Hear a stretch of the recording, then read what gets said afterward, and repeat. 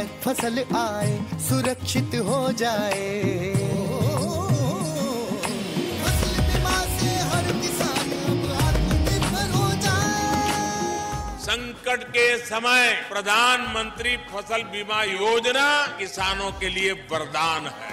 अब सूखा पड़े या बाढ़ आ जाए कोई डर नहीं, अब ओले पड़े या कीट पतंगे फसल खा जाए कोई फिक्र नहीं, क्योंकि हमने लिया है प्रधानमंत्री फसल बीमा। बुआई से फसल कटाई तक हर जोखिम का दावा, न्यूनतम प्रीमियम पर अधिकतम भुगतान का वादा। योजना से हर साल जुड़ रहे हैं 5 करोड़ से ज्यादा किसान। अब आपकी है बारी। नजदीकी कृषि कार्यालय, सहकारी समिति, बैंक शाखा, अधिकृत बीमा कंपनी या जन सेवा केंद्र में स्वेच्छा से करा सकते हैं पंजीकरण। फसल बीमा पोर्टल या फसल बीमा ऐप द्वारा भी कराया जा सकता है पंजीकरण। प्रधानमंत्री फसल बीमा योजना, आपकी फसलों का संपूर्ण सुरक्षा कवच। कृषि एवं किसान कल्याण मंत्रालय, भारत सरकार। किसान वाणी कार्यक्रम सुनने वाले सारे बहन भाइयों ने वीरेंद्र भाई की राम राम।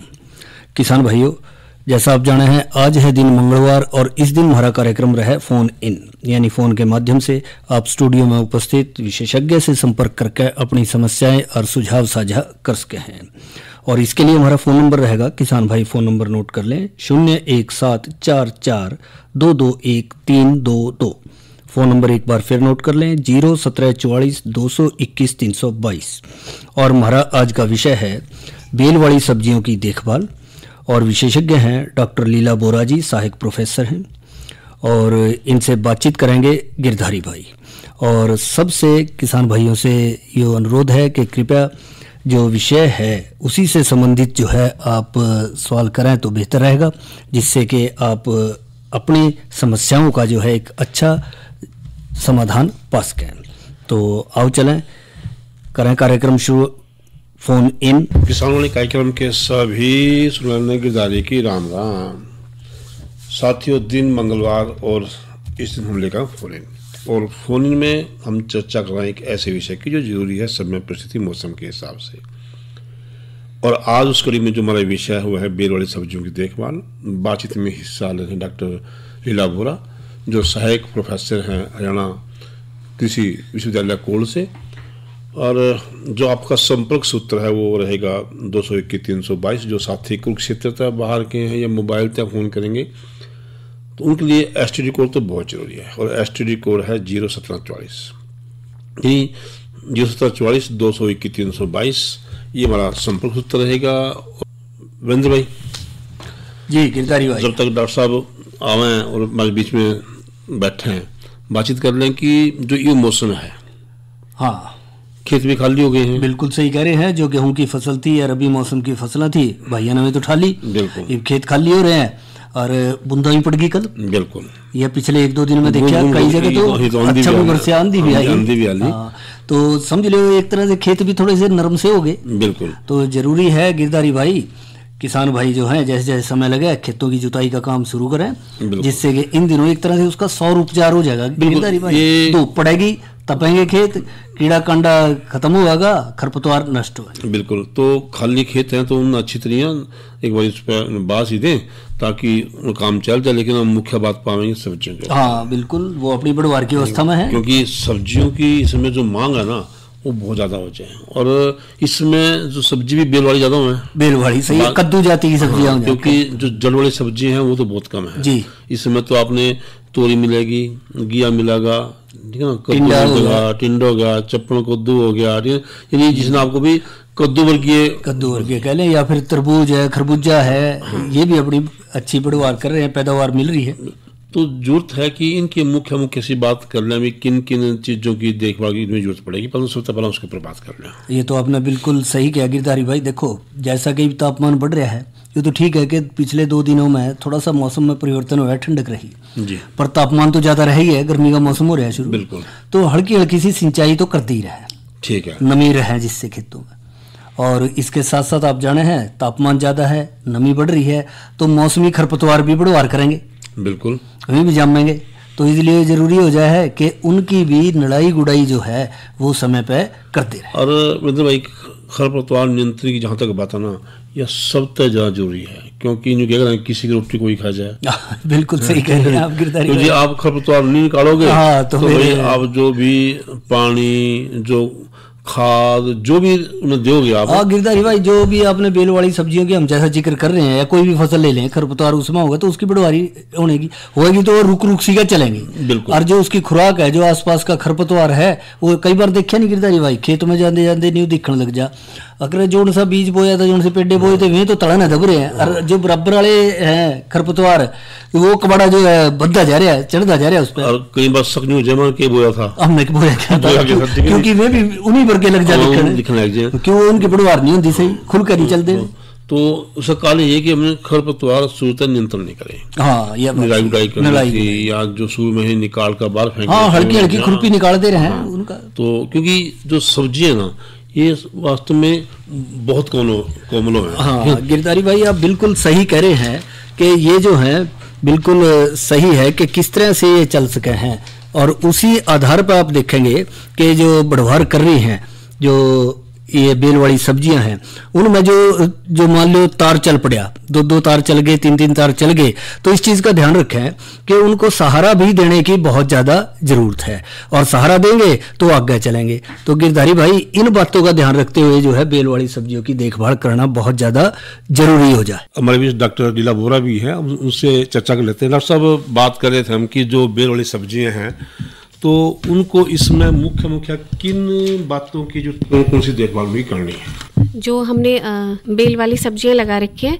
उनमें हमने थोड़ा ये देखना है कि समय समय पे हम तुड़ाई करते रहें, और कोई भी अगर फल जैसे ज़्यादा पक जाता है, उससे पहले ये होता है कि इनमें थोड़े फल टेंडर हों, ताकि थोड़ा कच्ची, जैसे लौकी है, इस तरह से प्रॉपर साइज़ का पहुंच जाए और वो कच्ची स्टेज में हो। और अगर कोई भी इसमें बीमारी या कीड़ा वगैरह आ गया है तो उसका हमें रोकथाम करने की आवश्यकता है। उसके लिए प्रॉपर हमें देखते रहना है कि हमारे फील्ड में कोई सफ़ेद ये आपका जो है फल मक्खी है या कोई और बीमारी तो नहीं है, उसका टाइम पे निरीक्षण करना है, और समय समय पे पानी देना है। पानी बहुत ज़्यादा नहीं देना है, देते रहना है और लगातार देते रहना है। नमी रहनी चाहिए पर ओवर नहीं करना है। तो हमारे साथी हमारे बीच वीरेंद्र भाई बैठे थे, तो वो बात कर रहे हैं कि अगर उसमें हम शुरू से खरपतवार नियंत्रण कर लें तो ज़्यादा बेहतर रहेगा। जी जी जी, क्योंकि अगर मान लो खरपतवार नियंत्रण नहीं करेंगे तो जो खाद, जो पानी दिया गया, वो सब्जियों के बजाय ओले जाएगा। जी जी, तो हमारे जैसे जब भी कोई भी खरपतवार की बात आती है तो हमारे यहाँ जो रिकमेंडेशन है वो पेंडिमेथिलीन की है।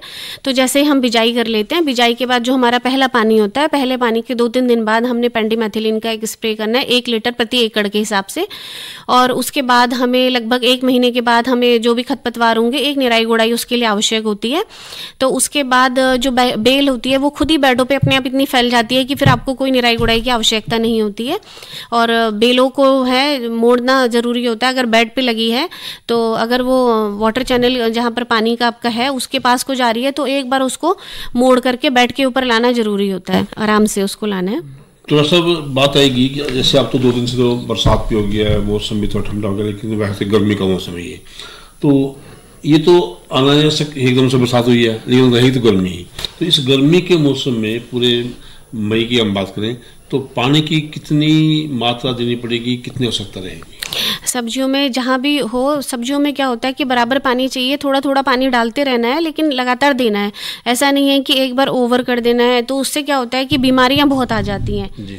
तो उन बीमारियों को रोकने के लिए खेत में नमी होनी आवश्यक है और लगातार देते रहें, लेकिन बहुत ज़्यादा पानी एक बार में इकट्ठा करके नहीं देना है। तो यानी अगर पानी है तो जैसे अब बरसात की बात आ गई, हाँ, तो इस समय तो पानी ऑलरेडी है, तो अभी हमें ज़रूरत नहीं है।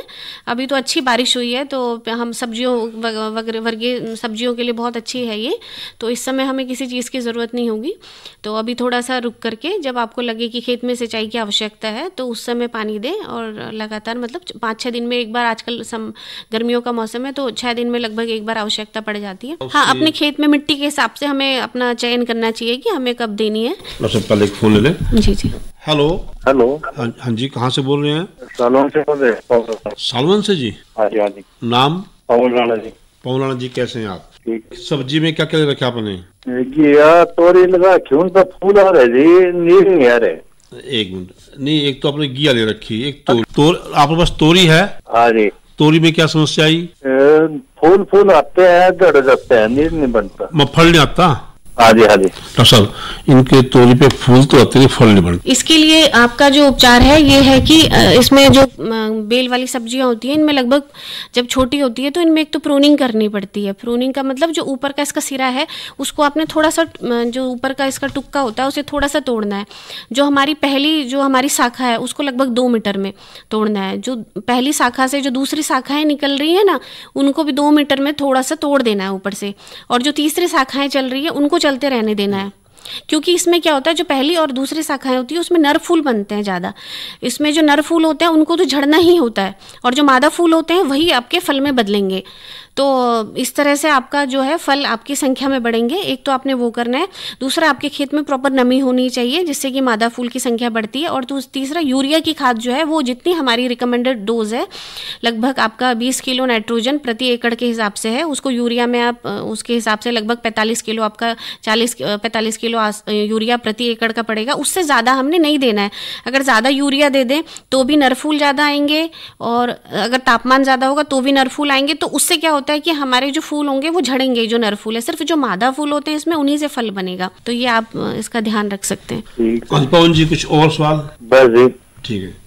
तो डॉक्टर साहब बात ये चल रही थी कि हमारी खरपतवार नियंत्रण की बात चल रही थी कि वो कर लेंगे। अच्छा, जो जितनी हमारी बेल वाली सब्जियां, इसमें घिया है, तोरियां, जितनी भी कद्दू वर्गीय सब्जियां सारी बेल वाली सब्जियों में आती हैं, और उन सब की अब मांग भी होती है, क्योंकि जो जड़ वाली सब्जियां हैं वो तो अब होंगी नहीं, लगभग सारी बेल वाली होंगी। तो क्या कुछ ऐसी सब्जी भी जिनको अब लगा सकते हैं? हाँ, इस समय जो आप लगा सकते हैं, इस समय भिंडी भी लगा सकते हैं, लोबिया लग सकती है, और आपका यही इस समय सब्जियां लगेंगी। या फिर अब जून जुलाई में फिर से आपका लौकी, तोरई, करेला, ये से फिर से आपका जून जुलाई में फिर से स्टार्ट हो जाएगा। मई के बाद जून जुलाई से फिर से इसको लगा सकते हैं। और टमाटर भी लगा सकते हैं, बैगन भी लगा सकते हैं। तो जून से आपका फिर से जो नया सीज़न है वो स्टार्ट हो जाएगा। इस समय अभी किसी को लगानी है तो भिंडी लगा सकते हैं और लोबिया लग सकती है। तो अब जो हमने लगा रखी है, खासकर बेल वाली सब्जियों की बात करते हैं, कुछ लोग तो क्या करते हैं कि जैसे बांस के डंडे से ऊपर रखे उसके ऊपर बेल चढ़ा देते हैं। तो उसमें सही तरीका क्या रहता है कि एक अच्छी सब्जी हम खेत में भी ले सकें, घर में भी ले सकें? हाँ, देखिए, अगर आप वो जो सिस्टम होता है आपका, जैसे कोई जाली बनाता है, कोई बांस के डंडों पे उनको करता है, स्टेकिंग करता है, उनको ऊपर चढ़ाता है, अगर वो सिस्टम कर लें तो वो तो ज़्यादा अच्छा है। क्योंकि उससे क्या होता है कि जो फलों की क्वालिटी है वो अच्छी बनी रहती है। हर जो फल है उसका साइज सही होगा, क्योंकि उनको ग्रोथ बढ़ने के लिए सही जगह मिल जाएगी। तो अगर उस तरह से सिस्टम में आप कर सकते हैं, तो आजकल बहुत सारे आपके एडवांस टेक्निक्स हैं, आप यूट्यूब पे भी देख सकते हैं। तो ये उसका सहारा लेकर के आप जाली भी बना सकते हैं, और बांस के डंडे का भी स्ट्रक्चर बना सकते हैं, जैसे हम टमाटर में बनाते हैं। तो इस तरह से करना तो अच्छा रहेगा। और जो बैट सिस्टम है वो अब थोड़ा थोड़ा पुराना हो गया है, क्योंकि उसमें थोड़ी ये दिक्कत आती है कि जब भी फोन ले लें। हाँ जी, हाँ जी। हेलो, नमस्कार जी। नमस्कार जी, कहाँ से बोल रहे हैं? कौंदगढ़ से बोल रहे हैं जी, जिले सिंह। जिले सिंह जी, क्या पूछना है? बेलों के बारे में पूछना था जी। यार कद्दू का वो बेल चला जी, यार फूल आवा जड़ जा लगता है नहीं कुछ जी। अब वही बात कर रहे थे अभी कि इससे पहले जो श्रोता थे, आप दोबारा आपको बताते हैं। डॉक्टर साहब, ये समस्या इनकी भी है कि इन पे घिया और तोरी की बेल तो है, उससे फूल भी आते हैं और फल नहीं आते हैं। बात वही आ रही है। देखिए सर, इसमें ना हमारा जो होता है, नर और मादा 2 तरह के फूल होते हैं। तो जो नर फूल होते हैं उनको झड़ना ही होता है, क्योंकि उसमें फल सेट नहीं होता। आप जैसे देखोगे ना, जिन फूलों का आपका नीचे का थोड़ा सा मोटा सा दिखेगा आपको घुंडी सी, यानी कि वो मादा फूल है। वही जो फूल हैं वो फल में बदलेंगे। तो हमें क्या करना है कि मादा फूलों की संख्या कैसी बढ़ानी है वो हमने ध्यान रखना है। इसके लिए एक तो प्रूनिंग की विधि बताई थी कि जो आपकी मेन शाखा है उसको 2 मीटर पे थोड़ा कट लगा देंगे ऊपर से।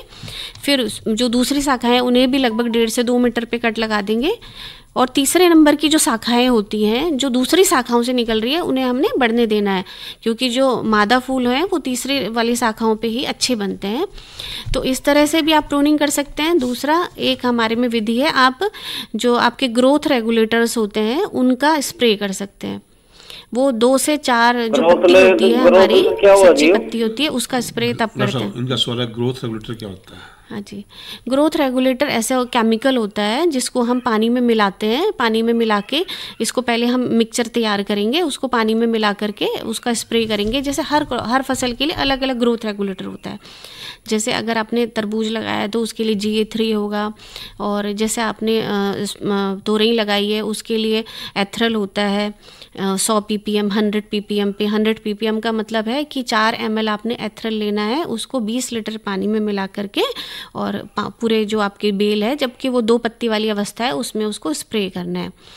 और जैसे आप जो साका बता रहे जी तोड़ने के लिए, ये आगे से बेल के तोड़ा नहीं साका? जी जी, जैसे आप साका कह रहे ना काटने के लिए पहली। हाँ जी, एक तो जैसे बेल चलती है जी, आगे से वो काटनी हुआ जी, थोड़ी सी आगे से, जैसे वो तोड़ते हैं ना आगे से। हाँ जी, जहाँ चोंच है आगे उसकी, जहाँ पे। हाँ, अच्छा जी, अच्छा, उस चोंच से तोड़ना, उसको थोड़ा सा तोड़ना होता है, बेल की चोंच आगे। हाँ जी, हाँ जी। और इसके अतिरिक्त जो आपने यूरिया डाला है ना, थोड़ा उसको कंट्रोल करना होता है। जो हमारा पैकेज में यूरिया है ना, जितना लगभग हमारा 40 से 45 किलो प्रति एकड़ का है, तो हमने उतना ही यूरिया डालना है। अगर यूरिया ज़्यादा बढ़ता है ना तो मादा फूलों की संख्या कम हो जाती है, नर फूलों की बढ़ जाती है। या अगर आपने प्रॉपर टाइम पे नहीं लगाई है, बिजाई नहीं की है, तो उससे भी क्या होता है, जब तापमान बढ़ता है तब भी नर फूलों की संख्या बढ़ती है। तो कई बार जैसे अगर जिसने बेड पे लगाया होता है तो ये भी बोलते हैं कि खुले में आप पानी दे देंगे तो उससे नमी जो बनेगी ना, नमी से एक तो इंसेक्ट वगैरह ज़्यादा आएंगे, परागण ज़्यादा होगा। और जब मतलब मेनली तो जो फल होता है उसके लिए यहाँ पर इंसेक्ट भी चाहिए। तो जब आप स्प्रे करते हैं, ऐसा होता है जी, कई बार जैसे सीजन ही चले जाता वो हो जाता है ना, उस टाइम ज़्यादा लगने पावा जी फिर। हाँ, वो जैसे अभी आपका सितंबर वगैरह में क्या होता है, तापमान कम हो जाता है ना, और जो ये आपके जो कीट पतंगे वगैरह इसके जो इंसेक्ट होते हैं तो वो उनका भी बहुत ज्यादा वो होता है। तो उसकी उनका फल लगा जी, एक आधा थोड़ा बहुत लगी जाते उसमें घंटा सी बना जी, अंदर पतन मोगे से हो जाता है, क्या चीज है, कीड़ा है क्या जी? नहीं, वो कीड़ा नहीं है। उसमें क्या होता है कि प्रॉपर परागण नहीं हो पाता कई बार, तो उसकी वजह से वो फल पूरा अच्छे से नहीं बनता, टेढ़ा मेढ़ा बन जाता है। ठीक है जी, धन्यवाद। ये बार बार आएगी कि बहुत साथियों की समस्या रहेगी कि फूल तो आता फल नहीं बनता। जी जी, यानी या तो एक तो उसमें उन्हें पूरा आगे से उस चोंच को तोड़ना नहीं है। हाँ, और सबसे पहले यूरिया का ध्यान रखें कि यूरिया के बैग ज़रूरत से ज़्यादा ना डालें, और तापमान का ध्यान रखें। सही समय पे अगर बिजाई कर दें तो उससे भी जो मादा फूल हैं वो अपने आप ही ऑटोमेटिक बढ़ेंगे। अब जैसे जैसे आगे तापमान बढ़ता रहेगा, हाँ जी, उससे नर फूलों की संख्या बढ़ती बढ़ेगी, तो उसमें फलाना कम हो जाएगा। जी जी, और परागण भी कम होगा क्योंकि इंसेक्ट्स विजिट भी इतनी ज़्यादा कीट पतंगों की विजिट नहीं होती है, जिससे जो पॉलिनेशन हमारा परागण करते हैं, तो उससे भी हमारा जो है मादा फूलों में सेटिंग नहीं होगी। जी, तो सब अब तो लगभग जो ये फल वाली सब्जी हैं तैयार हैं, लगभग तैयार हैं और बाजार में आ भी रही हैं प्रयोग के लिए। तो इस अवस्था में हमें किन किन बातों का विशेष ख्याल रखना, जो खेत में अब खड़ी है, हम किन बातों का विशेष ख्याल रखें ताकि एक अच्छी फसल हम ले सकें? बस समय समय पे हमने उसमें पानी लगाना है, और जो भी हमारी उसमें विजिट करते रहनी है कि कोई उसमें जैसे बीमारी है या कीड़ा है, अगर वो आया है तो उसको स्टार्टिंग में ही हमने वहाँ पर उसको रोक देना है। और सबसे पहले बीज जो है वो थोड़ा सा आप जो अच्छी कहीं से जो वो है जिस पे आपको भरोसा है कि इसमें जैसे कि पूसा की है, किसी यूनिवर्सिटी की है, या प्राइवेट का भी आप लें तो प्राइवेट में भी जो अच्छी कंपनीज़ है उनका बीज लें और प्रॉपर रसीद के साथ लें ताकि आप उसको आगे बता सके। ठीक है, तो आपने बीज का ध्यान रखना है। और जब आप कई बार पौध से भी लगाते हैं, पौध से लगाते हैं तो कहीं जहाँ से आप पौध बनाते हैं वहाँ से आप सही पौध लें। अदरवाइज़ क्या होता है कि जो मरोड़िया वगैरह की बीमारी है तो वो वहीं से, वायरस की बीमारी वहीं से पौध के साथ आ जाती है। तो आपने सही जगह से, जहाँ आपकी विश्वसनीय जगह, वहीं से पौध लें। अब इस समय क्या इसमें भी सब्जियों में बीमारियाँ आ सकती हैं? हाँ, सब्जियों में इस समय आपकी आ सकती है बीमारी, जैसे कौन सी? हाँ जी, जैसे पाउडरी मिल्ड्यू आती है, इसमें सफ़ेद पाउडर बन जाता है पत्तों पे। तो अगर ऐसी समस्या आ रही है तो उसके लिए आपने क्या करना है, उसमें सल्फ़र होता है, वेटेबल सल्फ़र के नाम से जो आता है, उसको आपने लगभग 1-2 ग्राम प्रति लीटर पानी के हिसाब से उसका स्प्रे करना है। घुलनशील सल्फ़र जिसको बोलते हैं, ठीक है, सल्फैक्स भी बोलते हैं, घुलनशील सल्फर भी बोलते हैं, तो उसका स्प्रे करना है। इसके अतिरिक्त और भी बीमारियां होती हैं, जैसे कि एंथ्रेक्नोज आता है। एंथ्रेक्नोज में जी एंथ्रेक्नोज में पत्तों पे तिकोने से निशान बनते हैं और उनमें गोंद सा पदार्थ निकलता है। तो उसके लिए जो है हमारा मैनकोजेब, हम मतलब जो भी हमें मैनकोजेब मिले इंडोफिलम 45 के नाम से, उसको 2 ग्राम प्रति लीटर के हिसाब से उसका हम स्प्रे कर सकते हैं। या और फल मक्खी आती है तो उसके लिए हमारे पास डाइमेथोएट या रुगोर है, जिसको आप 1.5 से 2 ml प्रति लीटर के हिसाब से स्प्रे कर सकते हो। फल मक्खी क्या नुकसान करेगी? ये फल मक्खी उसका अंदर जाके सारा पूरा जो उसका अंदर का फल है वो पूरा सड़ जाता है। आपको उसके छोटे छोटे से कीड़े दिखाई देंगे जब आप फल तोड़ोगे तो फल मक्खी तो नहीं दिखाई देगी, उसके छोटे छोटे से कीड़े दिखाई देते हैं, जो कि वो फल मक्खी के से ही आते हैं। जो फल में छोटे काले काले छेद होते हैं, क्या वो फल मक्खी के निशान होते हैं? कई बार कहते हैं भी कोई छेद सा होता है। हाँ जी। तो वो जो आपके फल में छोटे छोटे से छेद होते हैं, तो इसमें इसके अंदर मेनली जो आपको दिखेगा फल के अंदर आपको वो कीड़े दिखेंगे जी। तो उसका उपचार के लिए हमारे पास जो केमिकल है, हमने फल मक्खी को रोकना है ताकि ये अंदर से जो कई बार हमें जो फल सड़ा मिलता है, उसके लिए डाइमेथोएट या रुगोर होता है, वो लगभग 1.5 से 2 ml प्रति लीटर के हिसाब से हमने उसका स्प्रे करना है। और इसमें एक जो कॉमन आती है वो लालड़ी आती है, जो भी हमारे रेड पंपकिन बीटल जिसको बोलते हैं। तो लालड़ी जब भी आप कोई भी बेल वाली सब्जी लगाते हैं, वहीं से लालड़ी आना शुरू हो जाता है। तो सब आपको लाल रंग का कीड़ा दिखेगा, सुबह शाम के टाइम पे ज़्यादा दिखता है।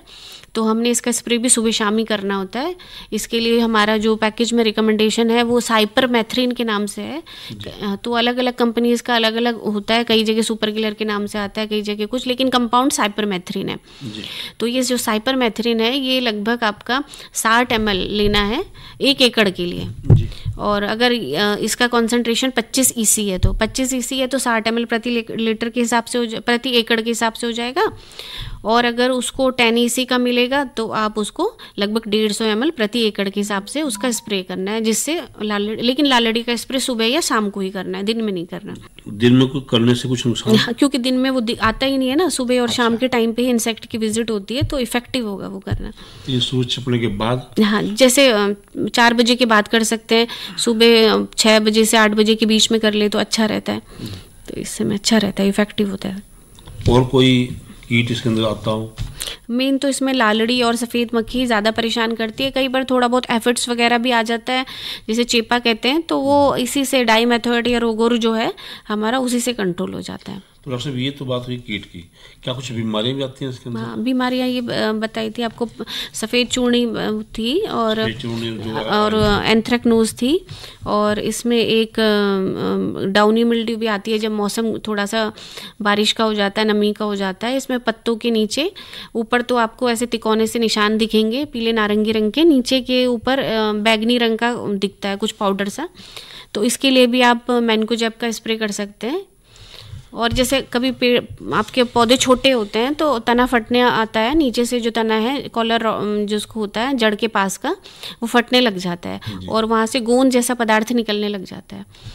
तो उसके लिए कार्बनडाजिम की ड्रेंचिंग करनी होती है, जैसे बाकी सब्जियों में करते हैं। बाकी साथी धीरे धीरे सब्जी की तरफ बढ़े हुए हैं। पहले साथी जो है खाली गेहूँ धान की तरफ थे, और बीच में सब्जियों ने और फलों ने काफ़ी अच्छा स्थान लिया है। और बार बार हम भी चर्चा करते हैं कि खेती को बदल के फलों के ऊपर सब्जी के ऊपर आए, और ये भी देखने में सब्जी से किसान को अच्छा लाभ भी हुआ है। बड़ी अच्छी अच्छी भिंडी, बड़ी अच्छी जो है बैंगन, बड़े अच्छी अच्छी कीमत देखे गए हैं। ऐसे में जो फल वाले बेल वाली सब्जियां हैं, इनके बाद थोड़ी शंका रहती है कि ये औसतन कम जो है आय देती हैं। क्या ऐसा भी है क्या? बाकियों की जो बाकी जो है जैसे बाकी सब्जियां भी करी उनकी क्या इनसे आय कम कुछ ऐसा है?